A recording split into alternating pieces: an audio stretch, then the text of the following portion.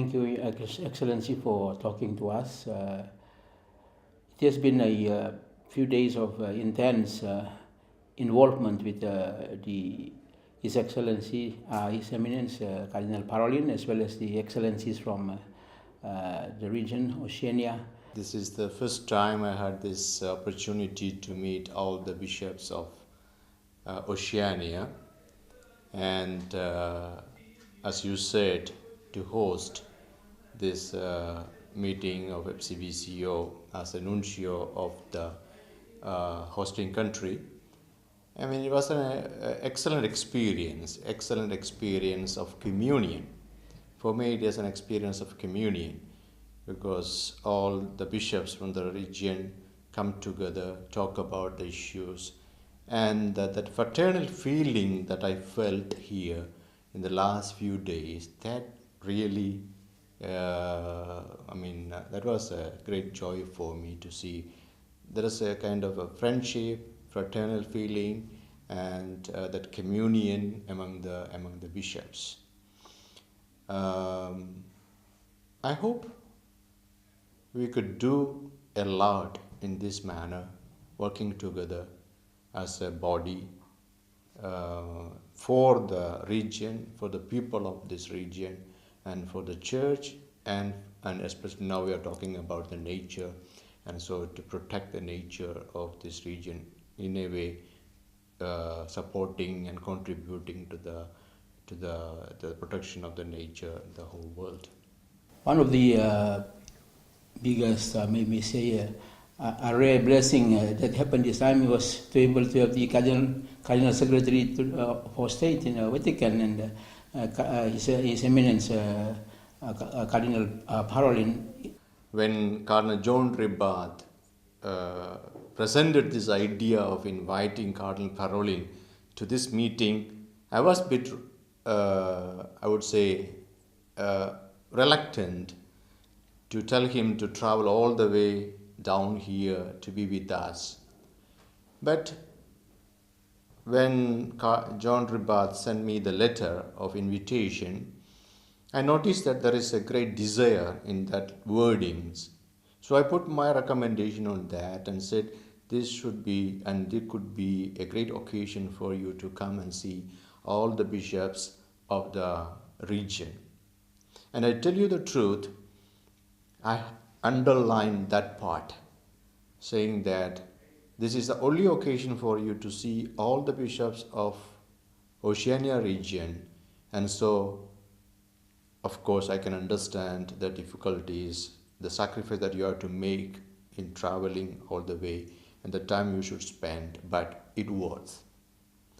And the second time when I went to Rome, again, we had a meeting and we talked about it. I insisted on that, saying that this could be a kind of,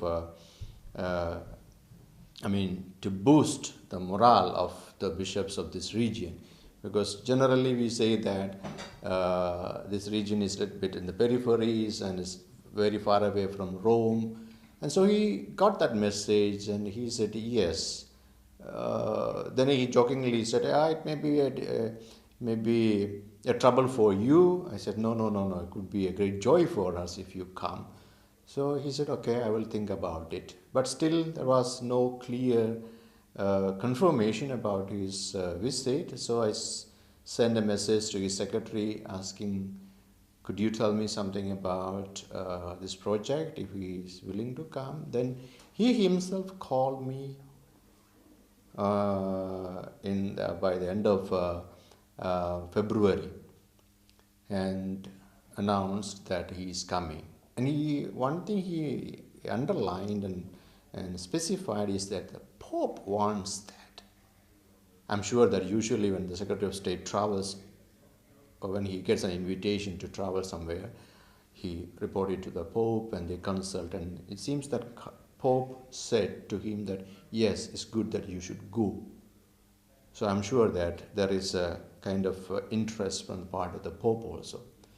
And so that is a sign that the Pope is also very much interested in this region, and he is with us, and he thinks with us, and he feels with us. And that's how he came. And I'm sure that this Cardinal Parolin, have you seen? You have seen him, such a nice person, such a gentle and down-to-earth man, and he was very happy to be with our people. And even sometimes I had to push him out of the meetings to be on time in the next meeting. But he really liked and he really enjoyed being with the people, being with our situations. And when he left with a real satisfaction. And his message from Rome after reaching Rome was really touching. And he said, "Yeah, I'm so happy that I came." And he was very happy about it. And so I'm sure that it was a successful visit. And he had a great time. And for us, his presence has made a big change, big difference in this conference itself.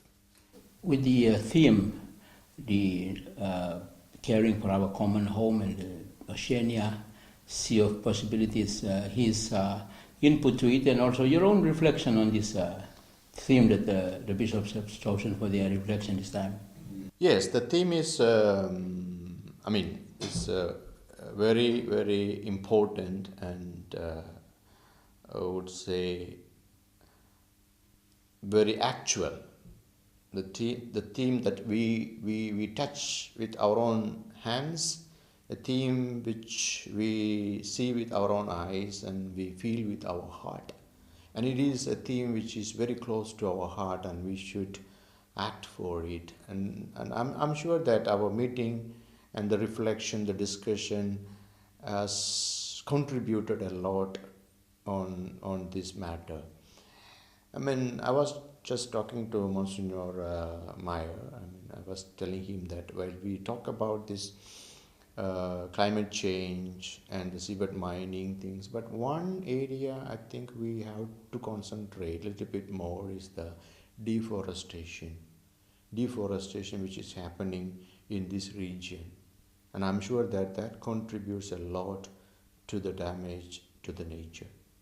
So that could be, while we talk about these issues of climate change with this seabed mining and other issues, this should be also an area which we should think about it. And as you know, the next year 2019 there will be the Synod for Amazonia, where they will talk about the same issues of deforestation and how to protect the Amazonia. And I think this could be a good idea for the FCBCO to connect with them and bring out these issues that we are facing here. Is almost same issues are there. So why don't we do something like that, of kind of a connection, or to join with them in that discussion, and at least some of us could go and listen to them and talk to them and make kind of a partnership with them in this fight against the climate change. Another activity, as we all share this joy receiving Cardinal Parolin among us, as the lay people and the Catholic professionals, the youth, and around the inspiration and the life of Blessed Peter Torot, and both Prime Minister and Cardinal himself made reference to that. How do you see the local, especially our lay people and the Catholic professionals, getting behind this opportunity, and also trying to make Blessed Peter Torot as a coming to the full state for canonization and canonization.